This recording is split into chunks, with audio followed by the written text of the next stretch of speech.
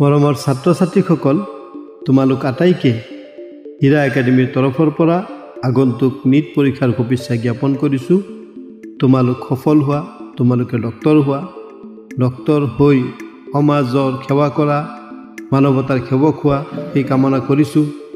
এটা কথা মনত ৰাখিবা, তোমালোক কেতিয়াও অকলশৰীয়া নোহোৱা। তোমালোকৰ লগত আছে তোমালোকৰ পিতৃ মাতৃৰ আশা আকাংক্ষা, দোৱা, শিক্ষাগুৰুসকলৰ আশা আকাংক্ষা, তেওঁলোকৰ দোৱা, নিজৰ শুভাকাংক্ষীসকলৰ আশা আকাংক্ষা, তেওঁলোকৰ দোৱা, সমাজৰ নিষ্পেষিত জনতাৰ আশা আকাংক্ষা, তেওঁলোকৰ দোৱা। তোমালোকে এনেকুৱা ডক্তৰ হোৱা যিয়ে নেকি মানৱতাক সহায় কৰিব পাৰে, সেয়া কামনা কৰিছোঁ। তোমালোকে পৰীক্ষাৰ সময়ত ভালকৈ পৰীক্ষা দিব চেষ্টা কৰিবা। সফলতা তেওঁলোকৰে হয় যিসকল সদায় পজিটিভ থাকে।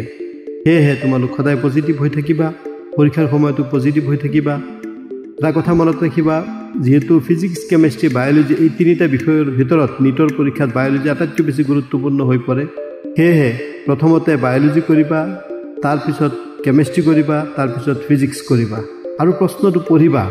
প্ৰশ্নটো পঢ়াৰ পিছত প্ৰশ্নটোত কি সুধিছে সেই পইণ্টটো, চে ফৰ এক্সাম্পল কেতিয়াবা সুধিছে which one of the following is correct, কেতিয়াবা সুধিছে নট কাৰেক্ট, কেতিয়াবা সুধিছে ৰং, কেতিয়াবা সুধিছে ৰাইট, ইত্যাদি ধৰণৰ যিবোৰ থাকে সেই বিষয়বোৰ আণ্ডাৰলাইন কৰি ল'বা।